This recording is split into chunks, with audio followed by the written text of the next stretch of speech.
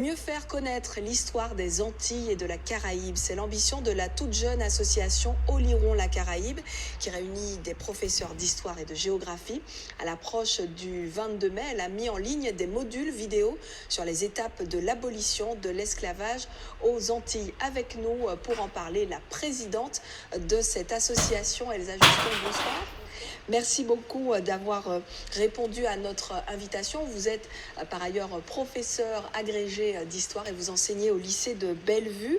Pourquoi cette association a vu le jour et quelles sont ses missions ? Alors, nous sommes une douzaine de professeurs d'histoire et ou de géographie et nous avons souhaité donner naissance à une plateforme numérique dédiée à la Caraïbe, une plateforme qui permettra à tout un chacun de se renseigner aussi bien d'un point de vue historique que géographique avec une ouverture sur les sciences sociales. Alors, cela nous tenait à cœur parce qu'on a bien entendu la demande sociale globale. Beaucoup de personnes souhaitent mieux connaître leur histoire et leur territoire et donc nous avons profité de cette avancée, j'ai envie de dire, du digital pour vulgariser les travaux des chercheurs sur les territoires caribéens. Alors des travaux qui sont importants, de qualité, mais pas toujours connus du grand public. Et donc nous mettons à contribution notre savoir-faire d'enseignants pour transformer, rendre audible, vulgariser sous la forme de podcasts, déjà qui nous permettent de donner la parole aux chercheurs, et des vidéos qui, de manière très courte, apportent des points très problématisés et très actuels en même temps. Justement, Elsa Juston, vous êtes vous-même enseignante. Cela fait de très nombreuses années que l'on parle de mieux adapter les enseignements scolaires aux réalités locales. Les choses ont-elles évolué dans le bon sens ? Est-ce que, par exemple, dans votre discipline, on continue d'enseigner nos ancêtres les Gaulois ou est-ce que les choses ont progressé ? Alors, les choses ont beaucoup progressé, mais il faut savoir déjà que ça fait très longtemps, contrairement aux idées reçues, que l'on enseigne l'histoire locale, la géographie locale et même dans d'autres disciplines. Mais c'est vrai que les lois dites d'adaptation des programmes ont officialisé les choses depuis les années 2000.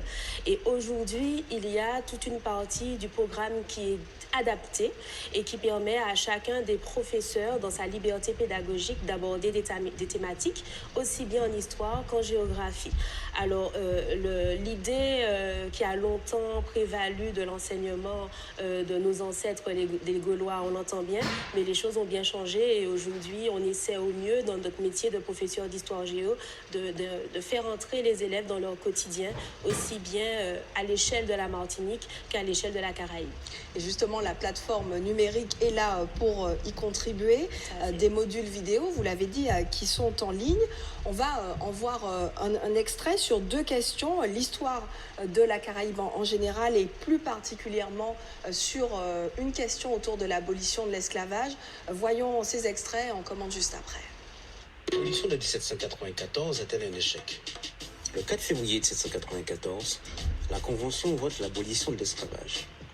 Cela marque la victoire des idéaux abolitionnistes de la Guéguerre, de Levasseur de la Sarthe et de la Société des Amis des Noirs fondée par Brissot et Condorcet dans un contexte idéologique propice, la Convention étant dominée par les montagnards. Mais les origines de cette première abolition sont également à chercher à Saint-Domingue, colonie française la plus riche. Elle est peuplée de 450 000 esclaves et de 50 000 libres, rapport d'un livre pour 9 esclaves que l'on retrouve dans les autres colonies françaises de la Caraïbe, la Martinique et la Guadeloupe. Le mot est une invention des Européens. Il est le dérivé du mot Caribe, le nom donné par les colons européens au peuple premier qui peuplait l'arc antillais, les Kalinago. Comment définir la région caribéenne ? Une première définition est hydrographique et considère la Caraïbe comme un bassin. Une autre définition est historique et fait référence à l'économie de plantation. Il y a également une définition géopolitique et économique, faisant référence à une région particulière en termes de relations de pouvoir, de flux, et enfin une définition océanologique associée au principe d'une formation d'une grande mer intérieure, complétée par une définition tectonique, la plaque Caraïbe. Voilà un programme très instructif en ces temps de confinement d'ailleurs, Oui. où les gens ont le temps de regarder ces modules en famille par exemple. À l'occasion de ce mois de mai qui est le mois, on le sait, de commémoration de l'abolition de l'esclavage, vous allez progressivement au cours des jours à venir mettre en ligne plusieurs modules sur des questions liées à l'abolition de l'esclavage, souvent méconnues. On parle d'une date, mais en fait ça a été tout un processus. Absolument. Alors, un processus très long. C'est pour cela que nous avons intitulé cette série Les colonies françaises de la Caraïbe, laboratoire des abolitions. Pourquoi les colonies françaises de la Caraïbe? Parce que contrairement à l'idée générale, il faut sortir d'une vision européocentrée des abolitions de l'esclavage. Les événements se sont d'abord passés dans la Caraïbe. Les esclaves ont pris part en tant qu'acteurs à ce processus abolitionniste, et c'est ce que nous essayons de replacer depuis la première abolition de 1794, qui va permettre notamment l'indépendance d'Haïti, et arriver jusqu'au processus long de 1848 qui permet donc une vraie abolition définitive de l'esclavage. Donc c'est cette série en 4 vidéos qui sort petit à petit durant le mois de mai.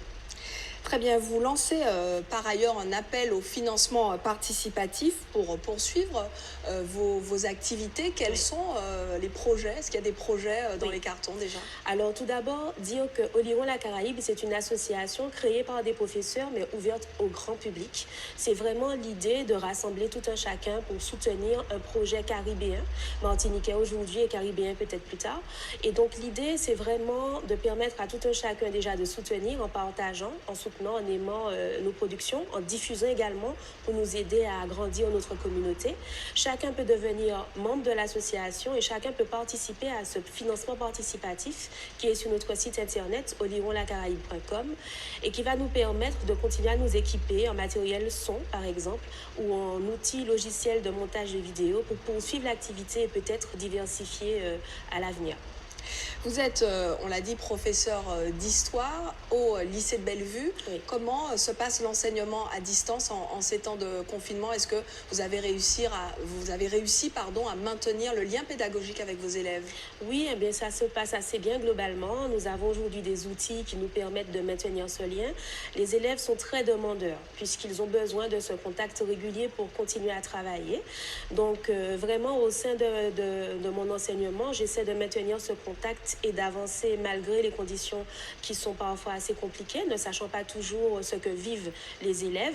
Mais au niveau académique, il y a des équipes d'enseignants dont je fais partie qui sont là pour soutenir, former, conseiller les professeurs et leur permettre conjointement à l'inspection académique de mener les enseignements du mieux que nous pouvons. Merci beaucoup Elsa Juston d'être venue sur ce plateau. On rappelle l'adresse du site olironlacaraïbe.com, site sur lequel vous pouvez évidemment visionner les modules vidéo et également contribuer pour l'évolution et la vie de cette association de professeurs d'histoire géo.